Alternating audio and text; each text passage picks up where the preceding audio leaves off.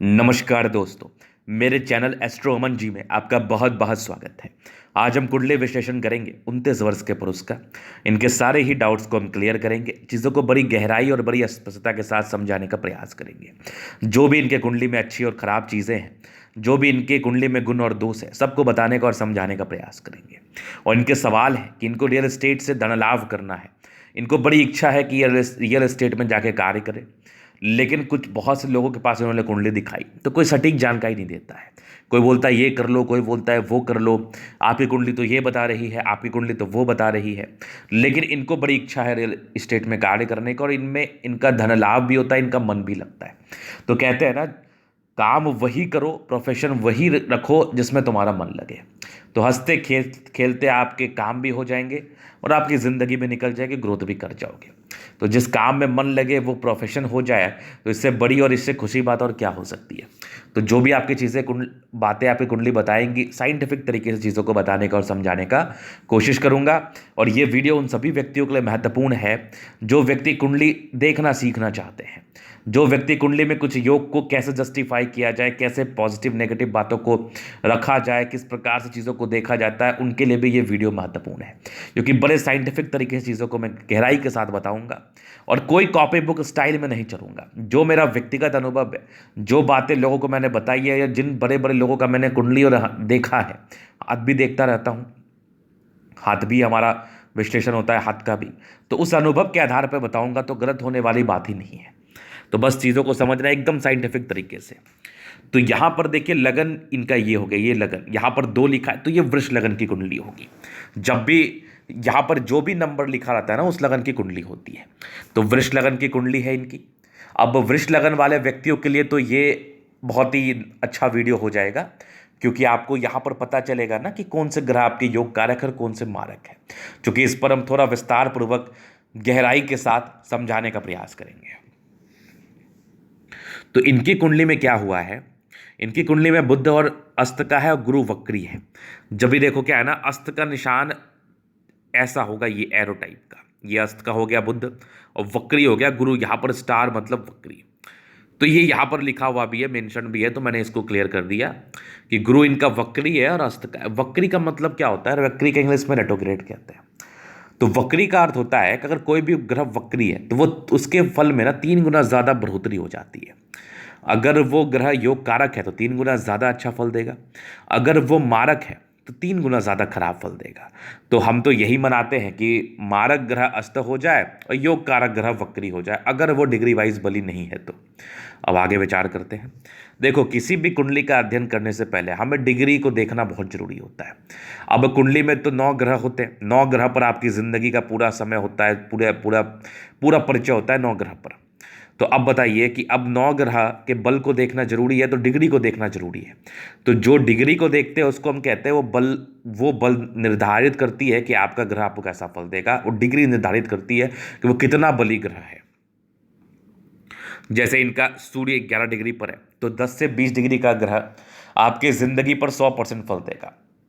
अगर वो योग कारक है तो अच्छा 100% फल देगा, अगर वो मारक है तो खराब 100% फल देगा। तो योग कारक ग्रह डिग्री वाइज बली हो, यही मना हुआ। चंद्रमा अगर मैं देख रहा हूँ 8 डिग्री पर, ये भी तकरीबन 80% फल देगा। मंगल देख रहा हूँ 18 डिग्री पर, ये भी 100%। बुध 0 डिग्री पर, ये बिल्कुल भी फल नहीं देगा, मतलब कम फल देगा। और 0 डिग्री के साथ साथ अस्त का भी हो गया है। एक तो ऐसे बुध कम फल दे रहा था क्योंकि 0 डिग्री पर है, बाल्य अति बाल्य अवस्था में है, और दूसरा अस्त का हो गया तो ये फल में थोड़ी सी कमी करा देगा। और गुरु इनका 19 डिग्री पर है, 100% फल देगा। शुक्र 60 डिग्री पर है, ये भी तकरीबन 70% के राउंड फल देगा। शनि 15 डिग्री पर, ये भी 100%। राहु 14 डिग्री पर, ये भी 100%। मतलब ये देख लो कि मैक्सिमम प्लैनेट्स इनके 100% फल देने के काबिल है। अब डिपेंड करता है कौन सा ग्रह कैसा है, वो समझना जानना बहुत जरूरी है, याद रखना। जैसे इस कुंडली के हिसाब से राशि तुला आ रही है, मंगल दोष इनकी कुंडली में है, चूंकि मंगल अष्टम भाव में है। सप्तमेश हो जाए मंगल, सप्तम भाव में हो जाए, अष्टम भाव में हो जाए, लगन में हो जाए, तो ये मंगल दोष को दर्शाता है। अब मैं आगे विचार करूंगा ये दोष कैंसिल हुआ है कि नहीं। तो पहले तो बल को समझना बहुत जरूरी होता है, वो तो आपने समझ लिया। अभी हम ग्रह दृष्टिकोण पर विचार करते हैं। तो सबसे पहले हम विचार करेंगे सूर्य पर। तो सूर्य कहाँ पर है? सूर्य यहाँ पर 10 लिखा हुआ है, मकर राशि में है, शत्रु राशि में है, चौथा घर रिप्रेजेंट करता है, ये होगा फोर्थ हाउस रिप्रेजेंट करता है माता के सुख का घर, गाड़ी मकान वाहन के सुख का घर, और रियल एस्टेट से धन लाभ के योग को भी बताता है। समझना मेरी बात, चौथा घर होता है संपत्ति वाला घर। चौथा घर से हम गाड़ी मकान वाहन के सुख को देखते हैं। तो आपका अगर चौथा घर का स्वामी डिग्री वाइज बली हो, स्ट्रांग हो और अच्छे हाउस में जाके बैठा हो, तो आप क्यों नहीं कर सकते रियल एस्टेट से जुड़ा हुआ कार्य। तो आपकी कुंडली स्पष्ट बता रही है ऐसे व्यक्ति एक से ज़्यादा मकान बनाते हैं, माता का विशेषकर सुख मिलता है इन लोगों को। और ऐसे व्यक्ति अगर जमीन से जुड़ा हुआ कार्य कर ले तो उसमें इनको बेनिफिट है, रियल एस्टेट से जुड़ा हुआ कार्य कर ले तो बेनिफिट है, इनकी ख्याति भी होती है और भाग्य से इनके पास पैसा आ जाता है, पॉजिटिव ही रहता है। आपके तो क्वेश्चन का उत्तर पहले ही सूर्य की अवस्था से मिल गया। तो बेशक आप करिए, रियल एस्टेट से जुड़ा हुआ कार्य कर रही है, बिल्कुल डाउट नहीं है। और डाउट बिल्कुल भी मत रखना, एकदम कॉन्फिडेंट होकर आगे बढ़ो, कार्य करो। सूर्य आपको सम्मान देगा, जिंदगी पर आगे बढ़ाएगा। अब देखो, सूर्य अपने समय में ज़्यादा अच्छा फल दे पाता है, तो हम आगे समय पर विचार करेंगे। कोई भी प्लैनेट्स अगर अच्छा है तो उसका समय आपकी ज़िंदगी पर आना बहुत ज़रूरी है, तभी जाके वो अच्छा फल दे पाएगा। इस बात को ध्यान में रखो आप। तो ये तो सूर्य की बात हो गई। अभी चंद्रमा पर बात करते हैं। चंद्रमा कहाँ पर है? चंद्रमा यहाँ पर है, यहाँ पर लिखा हुआ है 7। तो 7 लिखा हुआ है, तुला राशि में है, तीसरे घर का स्वामी, थर्ड हाउस ये हो गया कर्म का हाउस। इस घर का स्वामी होकर छठे रोग ऋण कर्जा के हाउस में बैठा है। तो इसका मतलब क्या हुआ? देखो, तीसरा स्थान भी कहीं ना कहीं हम त्रिक स्थान देखते हैं, तो त्रिक स्थान का स्वामी, छठा हाउस भी त्रिक स्थान है। त्रिक स्थान का स्वामी त्रिक स्थान में जाकर बैठ जाए तो विपरीत परिस्थिति में ये राजयोग बनाता है। थोड़ी सी स्नोफिलिया की प्रॉब्लम रहती है, हाइपर सेंसिटिव होते हैं ऐसे व्यक्ति, ये नॉर्मल है। बाद बाकी ऐसे व्यक्ति 100% चंद्रमा के द्वारा अच्छे फल मिलते हैं इनको, और ये जिंदगी पर पैसा कमाते हैं। अगर कोई जॉब भी करते तो कर सकते थे। चंद्रमा वैसे प्रबल है, सरकारी क्षेत्र से धन लाभ के योग को भी बता रहा है, साथ ही साथ कर्म से पैसा कमाएंगे और बहुत कमाएंगे, नो डाउट। अब देखा जाए तो ये खराब हाउस में बैठा है, लेकिन खराब हाउस का मालिक है, तो ये पॉजिटिव फल देगा। इस बात का ध्यान रखिएगा। तीसरा हाउस भी त्रिक हाउस होता है, ये कंसेप्ट की बात है। तीसरा हाउस तुम खराब हाउस नहीं मानते, लेकिन इसको त्रिक स्थान के रूप से हम रिप्रेजेंट करते हैं। चलो जी, चीज देख लिया। अभी हम विचार करेंगे मंगल पर। देखो, मंगल तो अष्टम भाव में। अब मंगल है 12वें और 7वें घर का स्वामी, ये बैठ गया अष्टम भाव में। अब 12वें घर का स्वामी होकर मंगल अष्टम भाव में बैठेगा तो कोई दिक्कत है नहीं, क्योंकि ये विपरीत राजयोग बना लिया, कोई टेंशन नहीं है। लेकिन ये सप्तमेश होके बैठ गया अष्टम भाव में, तो शादी को डिले करा देगा। ये शादी लेट से हो गया। मंगल के साथ राहु है, अंगारक दोष है, ये एक दोष को बता रहा है जो कहीं ना कहीं जिंदगी पर परेशानियों का न्योता दे रहा है। लेकिन मंगल इनका नेगेटिव था, राहु में बली है, राहु भी कहीं ना कहीं नेगेटिव है। और कहा जाता है कि राहु अगर अष्टम भाव में हो तो ये कहीं ना कहीं अच्छा फल देता है, और मंगल एक एक्सपेक्ट से इनका अच्छा फल दे रहा है, चूंकि ये 12वें घर का स्वामी होकर अष्टम भाव में विपरीत राज्यों के कंडीशन में है। तो कहीं ना कहीं मंगल के द्वारा इनके बहुत खराब फल इनके जिंदगी पर नहीं आएंगे। और चूंकि मंगल एक प्रकार से नेगेटिव है और राहु एक नेगेटिव अवस्था में बैठा है, तो इसके पॉजिटिव फल आएंगे। और ये दोष जो बनना था ना, ये दोष बहुत ज़्यादा प्रभावी नहीं हो पाया। समझना मेरी बात, ये दोष बहुत ज़्यादा प्रभावी नहीं हो पाया, तो इसके रिगार्डिंग साइड इफेक्ट नहीं आएंगे। अष्टम भाव से मृत्यु तो देखते ही हैं, मृत्यु तुल्य कष्ट को भी देखते हैं। लेकिन अगर अष्टम भाव में कोई विपरीत राजयोग कंडीशन की अवस्था में कोई प्लैनेट्स पहुंच जाए तो वो आयु को तो बढ़ाता ही बढ़ाता है, साथ ही साथ धन लाभ को भी बता देता है, साथ ही साथ बुद्धि विवेक से कार्य करने वाली इच्छा को भी बता देता है। तो मंगल इनका नेगेटिव होते हुए नेगेटिव नहीं है, बस एक ही नेगेटिविटी है कि एक तो मंगल दोष बना लिया, दूसरा सप्तमेश है, इस वजह से शादी आपकी डिले होगी, उसके लिए आपको रेमेडी करना पड़ेगा। अभी हम विचार करते हैं बुध पर। तो बुध इनका कहाँ है? बुध इनका तो अस्त का, भाई बुध तो इनका दूसरे 5वें घर का स्वामी 90 में है। पंचमेश अगर अस्त का हो जाए, धनेश अगर अस्त का हो जाए तो धन आने में थोड़ी दिक्कत को इंडिकेट करता है। पंचमेश अस्त हो जाए तो पढ़ाई लिखाई से कैरियर नहीं होता, ये तो बड़ा स्पष्ट ऐसे व्यक्ति करते तो व्यापार ही है। तो इसके लिए भी कुछ रेमेडी मैं आपको बताऊंगा जो करना बहुत जरूरी है। अब अस्त के बुध को तो बल दो भाई साहब, क्योंकि पंचम भाव का स्वामी है, ये आपके कैरियर ओरिएंटेड चीज़ पर भी आपको आगे बढ़ाने में मदद करेगा। चूंकि धनेश भी है तो धन को भी इंक्रीज करेगा। तो एक बहुत सुंदर अंदर पन्ना पहनने के बाद जातक की जिंदगी पर बहुत अच्छा परिवर्तन होगा। बिजनेस में धन लाभ करेंगे, व्यापार में धन लाभ के योग को बताएगा, साथ ही साथ धन आगमन की स्थिति को बताएगा। और बहुत ही अच्छी क्वालिटी का कोलंबियन पन्ना अगर आपने पहन लिया, बाप की जिंदगी पर बहुत ही अच्छे फल देखने को मिलेंगे, इस बात की गारंटी है। तो बुद्ध का रत्न पन्ना आपको पहनना चाहिए। अभी हम बृहस्पति पर विचार करेंगे। जुपिटर कहाँ है देख लो आप, ये चतुर्थ भाव में है, वक्री है। 8वें 11 घर का स्वामी चौथे घर में बैठा है, बहुत ज्यादा बलशाली है अब जुपिटर आपका। तो जुपिटर एक बहुत ही अच्छे हाउस में बैठा है, लगन में बैठा है, ये केंद्र में बैठा है, चतुर्थ भाव में बैठा है। पहला चौथा सातवां दसवां केंद्र होता है, पहला चौथा सातवां और 10वां। तो ये केंद्र के हाउस में जाके बैठ गया, 10वें भाव को देख रहा है। कैरियर उच्च क्वालिटी का होता है भाई साहब, कैरियर उच्च क्वालिटी का होता है। अष्टमेश बृहस्पति अगर चतुर्थ भाव में बैठ जाए, बली हो, तो आयु बड़ी लंबी कर देता है। और जुपिटर अगर आपके 10वें भाव को देख रहा हो, चतुर्थ भाव में बैठ के, चतुर्थ भाव का स्वामी अगर आपका स्ट्रांग हो जैसे सूर्य है, तो जातक की जिंदगी पर पैसे की बरसात होती है। जातक की जिंदगी पर पैसे बहुत ज्यादा आते हैं, नो डाउट। तो बहुत ज्यादा बृहस्पति के समय में आप धन अर्जन करने वाले हैं, इसमें बिल्कुल डाउट नहीं है। और अगर जुपिटर को मैं देख रहा हूं, जुपिटर अपने दृष्टि से अष्टम भाव को देख रहा है, तो कहीं ना कहीं यहां पर तो एक दोष बना, चूंकि जुपिटर बहुत बलशाली है। और गुरु जिस भी व्यक्ति की कुंडली में अच्छा है, अगर वो किसी दोष वाले जगह पर दृष्टि डाल दे तो उस दोष को कैंसिल कर देता है, क्योंकि ये बली है।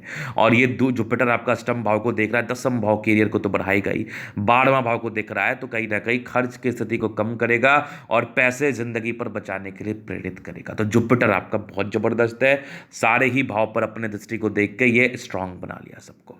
अभी हम शुक्र पर विचार करेंगे। शुक्र इनका कहां पर, ये देख लो आप, शुक्र तो है इनका यहाँ नवम में, तो ये धनु राशि में है।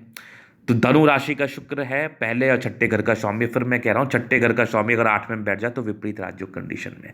कहने के लिए आपके अष्टम भाव में 3 ग्रह हैं, लेकिन कोई नेगेटिव नहीं दिख रहा है मुझे। तो शुक्र भी आपका विपरीत राजयोग के कंडीशन में। अब लग्नेश अगर अष्टम भाव में बैठ जाए, अगर लग्नेश अष्टम भाव में बैठ जाए, तो कैरियर थोड़ा लेट से शुरू होता है, थोड़ा फ्लक्चुएशन होता है, पारिवारिक समस्याएं रहती है, पिता के सुख में थोड़ी कमी को कराता है। लेकिन अगर जुपिटर आपके शुक्र को भी देख रहा है, शुक्र भी विपरीत राज्यों के कंडीशंस में, तो मैं कह रहा हूं ना, ढाल ऐसा जुपिटर कहीं ना कहीं आपके शुक्र मंगल और राहु के जो नेगेटिविटी है उसको खत्म करके पॉजिटिविटी को इंक्रीज कर रहा है, और साथ ही साथ आपकी जिंदगी को बढ़ा रहा है। अब जुपिटर तो इनका है बढ़िया और शुक्र को देख रहा है, लेकिन शुरुआती दौर में चूंकि ये सब प्लैनेट्स जो है ना, ये सब आपके शुरुआती दौर में नेगेटिव इंपैक्ट को डालेंगे। क्योंकि शुक्र आपका लग्नेश था, तो लाइफ के 25वें साल तक स्ट्रगल रहता है, 25 से मैक्सिमम 28वें साल तक स्ट्रगल रहता है। मेनली शुक्र का समय 25 साल तक ऐसे जनरल केसेस में हम देखते हैं, तो 25वें साल तक स्ट्रगल को देता है। तो वो चीज़ें इनके हथेली से मुझे पता चल रही थी। और बृहस्पति शुक्र को देख रहा है, तो 25वें साल के बाद अच्छी भाग्य उदय को बताता है, धन की वैसे दिक्कत नहीं होती। शुक्र इनका खराब होते हुए अच्छा है, बस लग्नेश है तो थोड़ा सा लेट से कार्य को स्टार्ट करता है, तो वही वाली बात है, थोड़ा लेट से होता है, 25-26 के बाद होता है। अभी हम शनि पर विचार करते हैं। शनि इनका स्वराशि है, अस्त का है, सूर्य के कंपैरिजन में अस्त का है, हिडन रूप से फल जरूर दे रहा है। और शनि आपका 9वें 10वें कैरियर के हाउस का स्वामी, भाग्यस्थान का स्वामी होके 9वें भाव में जाके बैठ जाए, फिर तो क्या ही कहने हैं। आपको रियल एस्टेट का ही कार्य करना चाहिए, बहुत पैसे कमाने वाले हो आप। रियल एस्टेट के कार्य में बहुत एक्सट्रीम धन लाभ को बता रहा है शनि, तो रियल एस्टेट से काम कर लो। शनि की दृष्टि 11वें भाव पर पड़ गई, शनि की दृष्टि 3रे भाव पर पड़ गई, तीसरी दृष्टि से शनि ने 11वें हाउस को देखा, उसके बाद शनि की दृष्टि पड़ गई 3रे भाव पर अष्टम दृष्टि से। तो ये आपके कर्म के हाउस को स्ट्रांग करता है। और तीसरे दृष्टि से जो इसने 11वें हाउस को देखा, तो धन आगमन के योग को बढ़ाता है। बस थोड़ा अस्त का होने से क्या होता है ना, फल में उतनी पैनिकनेस नहीं रहती है। तो एक काम करो, शनि का रत्न आप नीलम पहन लो, एकदम आंख बंद करके, कोई दिक्कत नहीं है। पन्ना बुद्ध का रत्न पहन लो, जिंदगी पर गजब के परिवर्तन। शुक्र का रत्न भी आपको सजेस्ट है, लेकिन वो आपको नहीं पहनना है। ना तो आपको ओपेल पहनना है, ना ही आपको हीरा पहनना, चूंकि अष्टम भाव में है, खराब स्थान में है, ज्यादा बल देने का कोई मतलब नहीं है, तो वो नहीं पहनना है। आपको पन्ना और नीलम पहनना है, जिंदगी पर बहुत परिवर्तन आपको देखने को मिलेगा। तो ये तो हो गई इनके कुंडली के विषय में बातें, जो भी चीजें थी मुझे दिखा। राहु अष्टम भाव में तो अच्छा ही फल देता है, केतु धन भाव में तो धन आगमन को बताता है, बल्क में पैसा देता है केतु अगर धन भाव में रहे, और राहु अष्टम भाव में रहे आयु को भी लंबा कर देता है, धन भी देता है। तो अभी हम समय पर विचार करते हैं, इनके समय इनके क्या दिख रहे हैं, इनके तो अभी जो इनका समय चल रहा है ना, वो चल रहा है इनका बृहस्पति का। बृहस्पति में राहु 2021 के बाद आया है। थोड़ा फ्लक्चुएशंस तो ये रहेगा, थोड़े फ्लक्चुएशंस को तो ये बताता है, क्योंकि जुपिटर में राहु चल रहा है। जुपिटर है इनका बढ़िया, तो राहु का वैसा कोई नेगेटिव इंपैक्ट नहीं आएगा। अब जुपिटर से हम देख रहे हैं तो इनका राहु जा रहा है छठे भाव में, तो थोड़ा सा कर्जा बढ़ा सकता है, माइंड में थोड़ी अशांति को दे सकता है, थोड़ा दिमाग विचलित रह सकता है। तो इस समय में ओम सह राहवे नमः का जाप करें, महादेव की आराधना करें, रोज सुबह जल दें। गोमेद रत्न आप राहु के समय में पहन ले, तो आपकी जिंदगी पर इसके रिगार्डिंग बहुत ज़्यादा साइड इफेक्ट नहीं आएंगे। अब 2023 के बाद इनका कौन सा समय है वो देख लूँ मैं।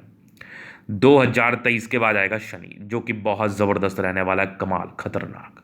शनि आ रहेगा 2023 के बाद, और पैसा की बरसात। 26 तक तो शनि आएगा, बहुत पैसा देगा। भाग्य स्थान का स्वामी तक क्या ही चाहिए। शनि की पूरी दशा आपकी अच्छी रहेगी। थोड़ा सा शनि में जब केतु आएगा थोड़ा परेशान कर सकता है, जब शनि में शुक्र आएगा थोड़ा सा परेशान कर सकता है, शनि में राहु फिर जबरदस्त रहेगा, मंगल थोड़ा सा परेशान कर सकता है, थोड़ा सा ही, जुपिटर नहीं करेगा। तो मतलब शनि की महादशा आपके 18 साल की है, जिसमें आपको परेशानी 3 से 4 साल के लगभग हल्की फल्की हो सकती है, लेकिन वो भी नहीं होगी अगर आपने शनि का रत्न नीलम पहन लिया तो ग्रोथ ही देखने को मिलेगा। अब 1 साल का तकलीफ रह सकता है, क्योंकि शनि से द्वादशेष हो गया ना शुक्र, तो शुक्र में तो वैसे कोई प्रॉब्लम नहीं रहनी चाहिए। अब शनि से द्वादशेष मंगल में तो रहेगा 2037 में 1 साल। उसके बाद शनि, उसके बाद तो कोई विशेष वैसी प्रॉब्लम रहेगी नहीं। केतु में थोड़ा सा रहता है, शनि और केतु में वैसी कोई अच्छी बॉन्डिंग नहीं होती, तो वैसे थोड़ा बहुत रह सकता है, लेकिन बहुत ज़्यादा नहीं। मेनली आपका मंगल में ज़्यादा तकलीफ देगा। फिर भी शनि का समय जो रहेगा ना, गोल्डन रहेगा आपके लिए। बढ़िया पैसा कमाने वाले हो आप 2023 के बाद। जो संभलना है 2023 तक, उसके बाद तो पैसे की बरसात होनी है। और जो उपाय मैंने बताया वो कर लो, बाकी कोई टेंशन नहीं है। तो ये था इनकी कुंडली का पूर्णता विश्लेषण। अगर आपको हमारा ये वीडियो पसंद आया, लाइक कर दे, कमेंट कर दे, शेयर सब्सक्राइब कर देगा। व्यक्तिगत रूप से मैं इससे कुंडली विश्लेषण कराना चाहते हैं, सही जानकारी पाना चाहते हैं, हमारा व्हाट्सएप नंबर डिस्क्रिप्शन में मिल जाएगा, लेके आप संपर्क कर सकते हैं। धन्यवाद।